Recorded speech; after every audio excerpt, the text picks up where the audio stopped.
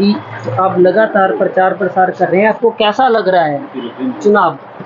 बहुत अच्छा लग रहा है। आपने देखा ही होगा कि कल जिस तरीके से जो है हमारी बहन बीबो इंदौरा जी, जो कि आम आदमी पार्टी में भी थी और कांग्रेस पार्टी में भी पहले बहुत से पदों पर रही हैं, उन्होंने अपना नामांकन जो है वो हमारे हक में वापस लिया है और हमें समर्थन किया है। और इसके साथ साथ छिंदरपाल जी जो हमारे ओड समाज के हैं, उनके काफ़ी बड़े नेता हैं और उन्होंने भी जो है वो बीएसपी पार्टी से नामांकन दाखिल किया था और मेरे हक में उसको वापस लिया है उन्होंने। और कल ज़बरदस्त कार्यक्रम एक उन्होंने नंगल के अंदर जो है वो किया था। और इसके साथ साथ हमारी बहन मंजू बाजीगर जो कि कैंडिडेट थी और जिसने कि पहले चुनाव लड़ा था और 40,000 के करीब जिनको वोटें मिली थी, उन्होंने भी जो है वो हमें समर्थन दिया है और अपना नामांकन वापस लिया है।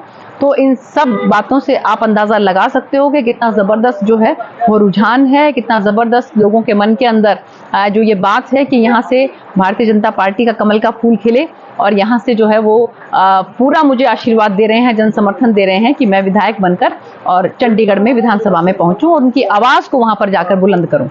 मैम, पहले की बात करें, जब आपने विधानसभा चुनाव लड़े थे तब भाजपा का इतना रुतबा नहीं था, तब आपने 50,000 वोट लिए थे। आज भाजपा का रुतबा भी है, तो आप कितनी वोटें मानते हो और किससे टक्कर मानते हो? देखो, टक्कर तो मैं विश्वास नहीं रखती हूँ।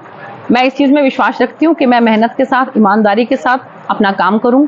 जो जिम्मेवारी मुझे यहाँ की जनता ने 2019 के अंदर एक लोकसभा के सांसद के तौर पर दी थी, उसको मैंने बहुत ईमानदारी के साथ और मेहनत के साथ, लगन के साथ पूरा किया। मेरी 100% जो है उपस्थिति पार्लियामेंट के अंदर है।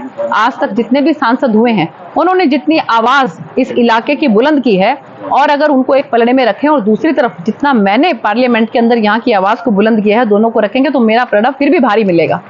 तो इसलिए मेरी कोशिश यही रहती है कि मैं एक जनप्रतिनिधि के तौर पर लोगों की आवाज़ को बड़ी पंचायत में बुलंद करूं और यहाँ के लोगों की समस्याओं का समाधान करूं। ऐसी समस्याएं जो 15-15, 20-20 साल पुरानी थी, जो कि उम्मीद छोड़ चुके थे यहाँ के लोग, उनको मैंने पूरा करने का काम किया। जिसके अंदर मैं खासकर बात करूं तो मैं ट्रेन्स के लिए, चाहे पुल बनाने की बात करूं, चाहे जो मेरी सांसद निधि थी उसका इस्तेमाल करने की बात करूं।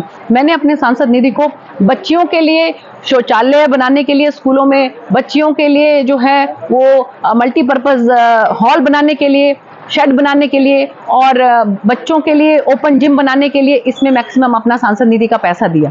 और मैंने बड़ोपल के अंदर जो है वो केंद्रीय विद्यालय वो खुलवाने का, करोड़ों रुपए की लागत से उसको खुलवाने के लिए भी जो है मैं केंद्र से हम जो है अनुदान लेकर आए। अक्सर मैम सुना जाता है, जनता के सवाल है कि अक्सर सुना जाता है आपके ओर से कि आप रतिया की बेटी हो, इसके बारे में जो जरा बताइए। देखिए, ऐसा है कि बेटी वो होती है कि जिसको माँ बाप का, बड़ों का, सबका आशीर्वाद मिले। तो जब 2014 में इनकम टैक्स के कमिश्नर की नौकरी को छोड़कर मैं रतिया में आई थी और मैं किसी को भी नहीं जानती थी, कोई मुझे नहीं जानता था। मैं वाहेगुरु जी का नाम लेके, परमपिता परमात्मा का नाम लेकर, जिस तरह से एक एक गांव में, एक एक गली के अंदर जो मैं गई, जिस तरह का प्यार, जिस तरह का स्नेह, जिस तरह का आशीर्वाद मुझे मिला, वो केवल एक बेटी को ही मिल सकता है। तो तब से ही जो है मैंने ये माना कि रतिया की जनता जो है मुझे अपनी बेटी की तरह मानती है।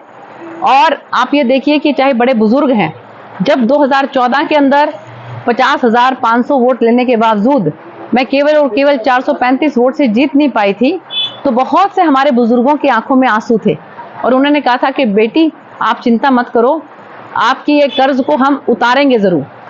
तो मुझे ये लगता है कि, और एक और मैं आपको बताना चाहूँगी कि उस समय में एक गांव में एक बच्ची जो है पैदा हुई और उस बच्ची का नाम ही दुग्गल रख दिया गया। तो मुझे लगता है कि इतना प्यार, इतना स्नेह जो है वो बेटी को ही मिलता है। इसलिए मैं ये हमेशा कहती हूँ कि रतिया जो है मेरा मायका है और मैं रतिया की बेटी हूँ। कांग्रेस के किसी वर्कर ने तुम्हारी शैलजा पर टिप्पणी की थी जी, और भाजपा भी उस टिप्पणी की निंदा करेगी, आप कैसे देखते हैं? देखिए, मुझे बहुत ही ठेस पहुंची जब मैंने वो वीडियो देखी और वो जो सज्जन कांग्रेस के कार्यकर्ता जिस टोन में बात कर रहे थे, तो मुझे लगता है कि ये वो कोई ऐसा नहीं लग रहा था कि उनसे अचानक निकल गया हो। मुझे लग रहा था कि ये रूटीन में वो बोलते ही ऐसे हैं। उनकी तो बोली ही जो है वो इतने सीनियर लीडर के लिए, एक महिला के लिए जो पूर्व में मंत्री रह चुकी हैं, कितनी बार लोकसभा की सांसद रह चुकी हैं, कितनी बार राज्यसभा की सांसद रह चुकी हैं, एक महिला भी हैं, बेटी भी हैं, बहन भी हैं, उनके लिए इस तरह की अभद्र टिप्पणी, मुझे तो लगता है कि ये कांग्रेस पार्टी जो है उसका संस्कार छलकाता है कि कांग्रेस पार्टी के अंदर कैसे जो है संस्कार हैं, और वो एक महिला के लिए और एक ऐसी महिला के लिए, दलित महिला के लिए किस तरह की भावनाएं रखती हैं, किस तरह के विचार रखते हैं। मैम, हम ना लगातार संपर्क में थे, जनसंपर्क में, तो कुछ लोगों ने कहा कि हम सांसद सुनीता दुग्गल के साथ रहेंगे। अब वो हमारे से संपर्क नहीं साध रही है, वो रुके हुए हैं, उन्हें कैसे मनाया जाएगा?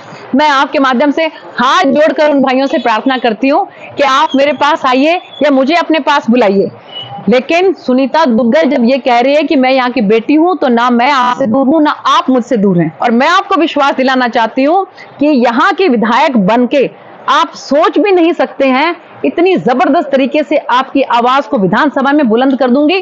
और वहां पर आप ये देखिए कि पूरे हरियाणा के अंदर अगर विधानसभा के अंदर सबसे ज्यादा आवाज किसी की गूंजेगी तो वो आपके रतिया शहर की गूंजेगी, आपके रतिया विधानसभा की गूंजेगी। तो इसलिए मैं नम्र निवेदन करती हूँ कि मेरी अगर किसी तरह से कोई गलती शलती होगी तो वो भी बेटी समझ के माफ करेंगे और आप मेरे साथ आएंगे। धन्यवाद।